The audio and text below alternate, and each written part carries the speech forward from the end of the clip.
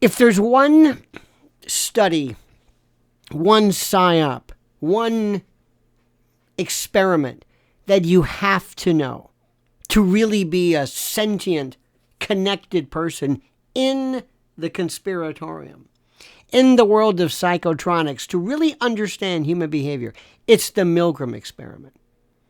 I remember seeing this when I was a kid, and it blew me away. It is at the very soul, the center, the epicenter of human horror, of wars, of death camps, and how seemingly rational people can end up doing something. And you wonder, how? How did they do it? So this is a story of what was called the obedience chamber. Isn't that a great term? It's a frightening tale of the Milgram experiment. This is, you may have seen this before. I'm sure you have, but let me describe it to you. There was something very, very unsettling, very scary about the Yale campus in 1961, more so than usual. Because beneath its ivy-covered walls and this staid kind of, New Haven, great pizza, by the way. But in this sterile, windowless laboratory in Linsly-Chittenden Hall, isn't that a wonderful name? Sounds very Harry Potterish. A quiet terror unfolded. One not of ghost stories but of human behavior laid bare. It's fascinating.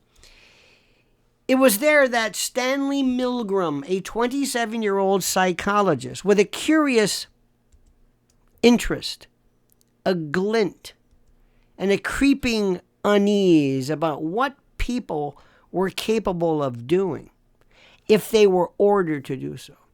He conducted one of the most important but disturbing psychological experiments in all of modern history. This is it. The world had just watched Adolf Eichmann, the Nazi architect of death trains and incomprehensible horrors. We just saw him stand trial in Jerusalem. And his defense, remember this? I was just following orders. And that became almost not a joke, but a part of our our quiver. We mocked it. What do you mean you're just paying? That phrase, so cold, so mechanical, so devoid of any humanity. Because was he a psychopath? No. He had family? Did he look like a monster? Remember the banality of evil? But what echoed in Milgram's mind like a drumbeat from hell was this idea, this thing. I was just following orders. Was obedience to authority, and this is the issue, was that enough to turn an ordinary man into a killer? Could it happen here in America? Is it a rarity, or is it part of our existence? So Milgram designed what he called a learning experiment. Air quotes. But what took place was more than a ritual of psychological horror. It was beyond that. Volunteers were recruited under the guise of helping science, more of this, understand memory and punishment. I think they were given like a couple of bucks and a box lunch, who knows. So they were led into a sterile chamber where a man in a lab coat, man of authority, calmly instructed them to administer a series of electric shocks to another participant, not a human being, just a participant, a lab rat, in another room, an actor, though they didn't know that. So the shocks weren't real, but the screams, though pre-recorded, felt real enough. As the voltage increased for these increasingly wrong answers, the supposed learner begged for mercy, cried in pain, pounded the walls, and eventually went silent. Could it be what, a coma? Could it be? Who knows? The majority of the participants, 65%, continued.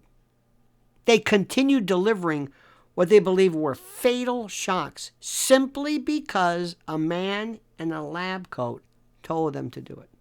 Why? Was it because of that he was of authority? I'm abnegating, absenting myself, disconnecting myself of guilt? I don't know. I don't know. The results sent chills down the spine of psychology and society alike, and the implications were more terrifying than anyone expected. Ordinary, good-hearted people just off the street, people with families that looked like just whatever, they were capable of inflicting agony and maybe death, not out of hatred, not out of spite, not out of anger, but out of obedience, following orders. And worse still, they often showed no guilt, no hesitation, no trepidation, no nothing. Just the sterile compliance of bureaucratic evil. Breathtaking. Milgram tried to soften the blow. He spoke of agentic states, of diffusion of responsibility. But the truth was even darker. The experiments revealed that the Nazi lurking in the neighbor, the sadist buried beneath the office clerk's tie or whatever, that's who these people were. The capacity for cruelty wasn't just, some product of ideology. It was embedded, hardwired in the operating system of the human condition.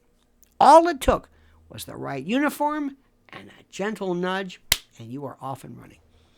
The lab became known to insiders as the obedience chamber.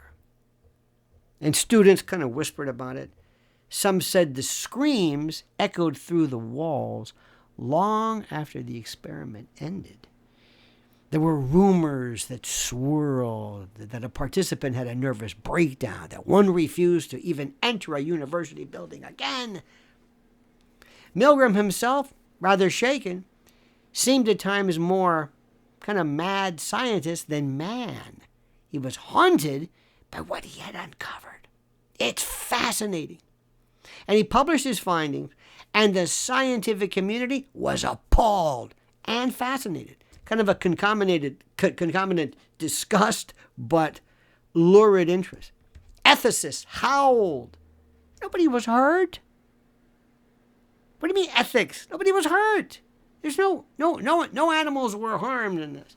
The government paid attention. Militaries around the world quietly took notes. People paid attention to this. In the decades since, Milgram and the Milgram experiment have never faded.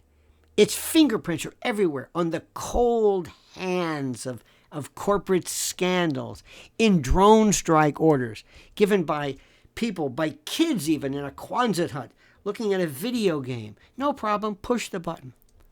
I'm not there. And by the way, the more and more detached, this is different. This is you're following orders, but add to the complexity of this the fact that you're detached from the horror. This is incredible.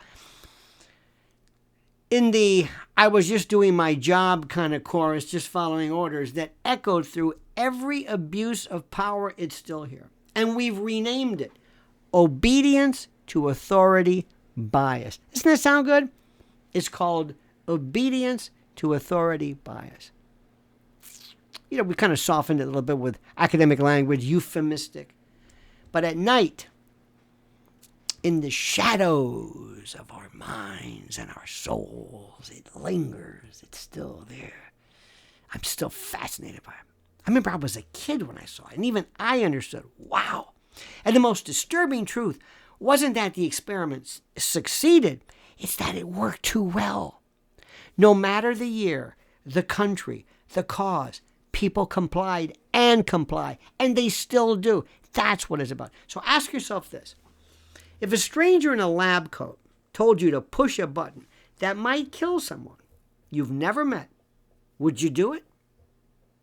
Now you, of course, are going to say, no, of course not. Really? Most people say no. But Milgram proved otherwise. And that's what's the most fascinating about this. And somewhere in some, dusty archive or file, The recording still exists. The screams, the silence, the voice calmly saying, the experiment requires that you continue. And it's just to open the pot door, Hal.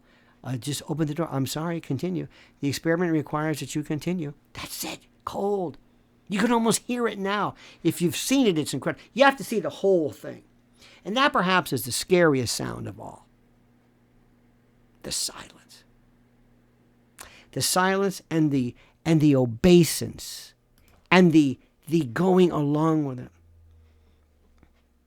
Every single day, whether it's on X or it's whatever it is, you see the most horrific of just carnage and death. It's incomprehensible of children and men, and people do it. And they will, instead of necessarily having a guy in a white coat, they will be told by their politicians, oh, no, they asked for it. Oh, no, we're not. Don't feel bad about this. Oh, no. We're doing the right thing. They asked for it. They could have, they could have stopped, or whatever the particular thing is. It's their fault. During World War II, dropping 2 atom bombs. Just the most horrible. They said, well, listen, better to do that than have Americans killed if there was an invasion. Blah, blah, blah. When Doolittle, there were more, the fire bombs. Japan during World War II was all wooden homes, it's horrible. And then the others, the Bataan Death March and others, we all shared this collective psychopathy. Coming up, I'm going to also compare this to the Stanford prison experiment, too, and how that was a sort of a follow-up. But think about this, the obedience chamber. And while you're thinking about it, do me a favor. Please like this video, subscribe to the channel. 80-something% of the people who watch the videos that I do don't subscribe. I don't know why. Please subscribe. It helps our viewership.